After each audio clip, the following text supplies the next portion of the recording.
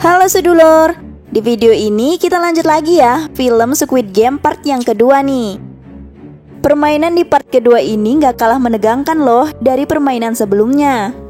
Kali ini, Gi-hun dan para peserta lainnya masih harus berjuang dalam permainan yang lebih mengerikan dan mematikan.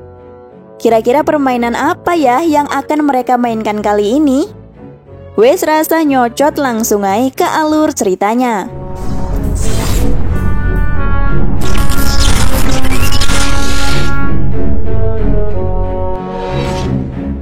Di part kedua ini diperlihatkan para peserta yang berhasil lolos dari permainan sebelumnya, yaitu gulali mematikan. Dari 187 peserta yang ikut dalam permainan kedua, kini yang tersisa hanya tinggal 108 peserta saja yang akan melanjutkan ke babak selanjutnya.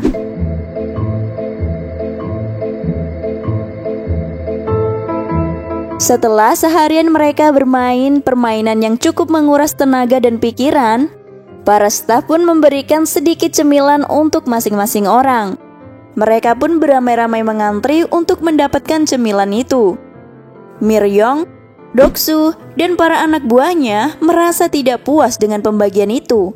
Mereka pun memutuskan kembali mengantri agar bisa mendapatkan cemilan lagi. Karena perbuatan mereka inilah ada beberapa orang yang tidak kebagian cemilan tersebut, sehingga membuat salah satu dari mereka mengamuk dan mencoba menyerang Doksu. Tapi sayangnya justru dialah yang dihajar habis-habisan oleh Doksu sampai akhirnya meninggal dunia. Gi-hun yang melihat kejadian itu pun memprotes staf yang ada di situ.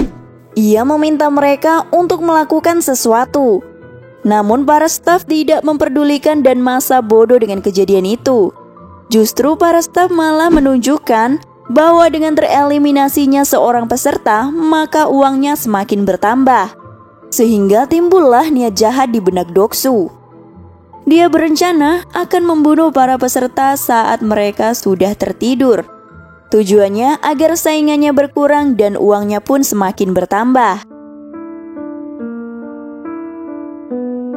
Para peserta yang ada di sana kini terbagi menjadi beberapa kelompok. Mereka pun saling bekerja sama untuk saling melindungi satu sama lain di dalam kelompok mereka masing-masing. Di ruangan lain terlihat salah satu peserta bernama Byonggi. Ia bekerja sama dengan beberapa staf untuk mengambil organ-organ tubuh para peserta yang sudah mati.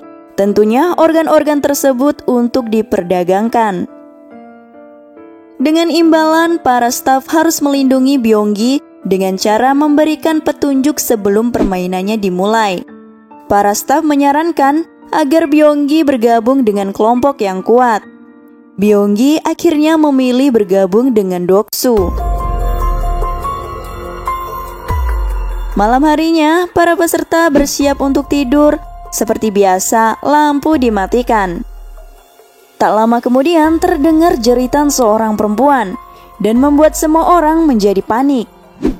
Ternyata Doksu dan anak buahnya menggencarkan penyerangan. Mereka membunuh para peserta di dalam kegelapan. Malam itu pun dipenuhi dengan sebuah teriakan kesakitan. Darah pun bertumpahan di mana-mana. Gi-hun, Ali, Sang-woo, mereka saling melindungi satu sama lain. Mereka pun teringat dengan kakek Ilnam dan bergegas mencarinya. Namun ternyata kakek Ilnam sudah lebih dulu menyelamatkan dirinya dengan pergi ke ranjang paling atas. Dari sanalah ia berteriak, menyuruh mereka semua untuk berhenti saling membunuh. Karena jika tidak, semua pemain yang ada di sana akan mati. Di saat itulah frontman menghidupkan lampunya kembali. Dan para staf bergegas menghentikan para pemain. Terlihat di dalam ruangan itu darah dan para peserta yang mati tergeletakkan di mana-mana. Dari 108 peserta, kini tinggal 80 orang peserta yang tersisa. Singkat cerita, keesokan harinya mereka dikumpulkan untuk melanjutkan permainan ketiga. Mereka diminta untuk membuat sebuah tim.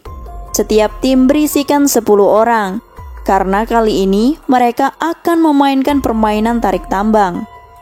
Byonggi dan Doksu yang sudah tahu permainan yang akan dimainkan kali ini, mereka memilih orang-orang yang berbadan besar.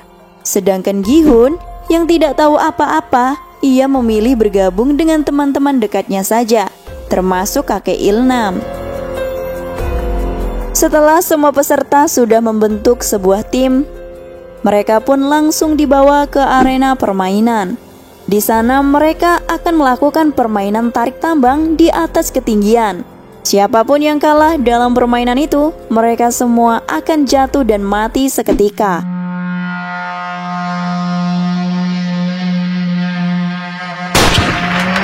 Singkat cerita, tim Doksu melawan tim lain. Mereka dengan sangat mudah mengalahkan kelompok tersebut karena tim Doksu memiliki tubuh yang kuat. Kini tibalah tim Gi-hun melawan tim lain yang terlihat lebih kuat. Sang-woo pun terlihat putus asa melihat para anggotanya yang lemah. Namun kakek Ilnam meminta mereka untuk tidak panik. Ia pun memberitahu sebuah trik yang dahulu pernah ia pakai saat bermain tarik tambang. Di permainan ini tidak hanya menggunakan otot, namun juga membutuhkan sebuah strategi. Pemain yang kuat harus berada di belakang, dan posisi mereka pun dibuat selang-seling agar seimbang. Kepala mereka juga harus mendorong ke arah belakang agar mereka bisa menahan kekuatan lawan. Tak disangka strategi kakek Ilnam pun berhasil mereka lakukan. Namun sayangnya trik itu tidak bertahan lama, karena pihak lawan sangat kuat. Tetap saja mereka sangat kepayahan mengalahkannya. Hingga akhirnya Sang-woo meminta para anggota timnya untuk maju 3 langkah ke depan agar tim lawan terjatuh. Kemudian mereka kembali menarik tambang itu sekuat tenaga, hingga akhirnya mereka berhasil memenangkan permainan tersebut. Dari 80 peserta, kini tinggallah 40 peserta yang akan melanjutkan ke babak berikutnya. Setelah permainan usai, seperti biasa, Byonggi dipanggil untuk mengambil organ-organ lagi. Setelah usai, organ itu pun siap dikirim. Salah satu staf mengajak Junho yang sedang menyamar untuk ikut mengirimkan organ-organ tersebut. Setelah menyelesaikan tugasnya, Byonggi pun mempertanyakan permainan apa yang akan dimainkan selanjutnya. Namun sayangnya, Byonggi tidak mendapatkan jawabannya, karena para staf pun belum mengetahui permainan apa selanjutnya. Mendengar hal itu, tentu saja membuat Byonggi sangat marah. Dengan menggunakan pisau operasinya, ia pun membunuh salah satu staf dengan brutal. Setelah usai membunuh, ia pun lari dari tempat itu. Salah satu staf mengejarnya dan mencoba menenangkan Byonggi. Ia takut frontman akan mengetahui rahasia mereka. Namun sayangnya sudah terlambat. Frontman sudah mengetahuinya. Tanpa membuang-buang waktu, ia pun langsung menembak si staf dan Byonggi. Sebenarnya frontman tidak peduli dengan organ-organ yang diperdagangkan mereka. Namun ia tak membenarkan seseorang yang mencurangi permainan tersebut. Di sisi lain, Junho dan staf menyusup melalui pintu rahasia. Mereka berdua ditugaskan untuk mengirim organ-organ tubuh milik peserta. Setelah mereka melewati jalan rahasia, staf itu malah menodongkan pisau ke arah Junho. Ternyata sejak awal staf itu sudah mencurigainya, karena gerak-geriknya terlihat sangat aneh. Kalau sudah begini ya mau bagaimana lagi?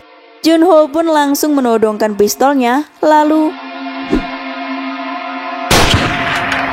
tak lama kemudian frontman menemukan mayat yang ditembak si Junho. Ia pun melihat peluru yang tertanam di kepala mayat staf tersebut.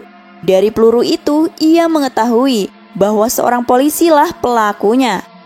Frontman langsung meminta anak buahnya mencari keberadaan Junho. Junho yang berhasil menyusup ke ruangan frontman, ia mencari daftar para pemain yang ada di sana, yang ternyata kakaknya berada dalam daftar permainan tersebut. Keesokan harinya, para peserta dikumpulkan untuk melanjutkan ke permainan keempat. Seperti biasa, mereka semua dibawa melewati tangga-tangga labirin. Namun kali ini sedikit berbeda. Di tangga-tangga itu terlihat mayat para staf termasuk Byonggi bergelantungan di sana. Frontman pun meminta maaf kepada para peserta karena sebelumnya ada beberapa staf dan pemain yang berbuat curang. Permainan pun segera dimulai. Namun permainan kali ini mereka harus berpasang-pasangan.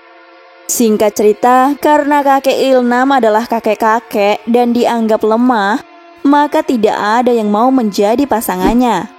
Gi-hun yang melihat kakek Ilnam terlihat sedih, ia pun memutuskan untuk menjadi pasangan di permainan kali ini.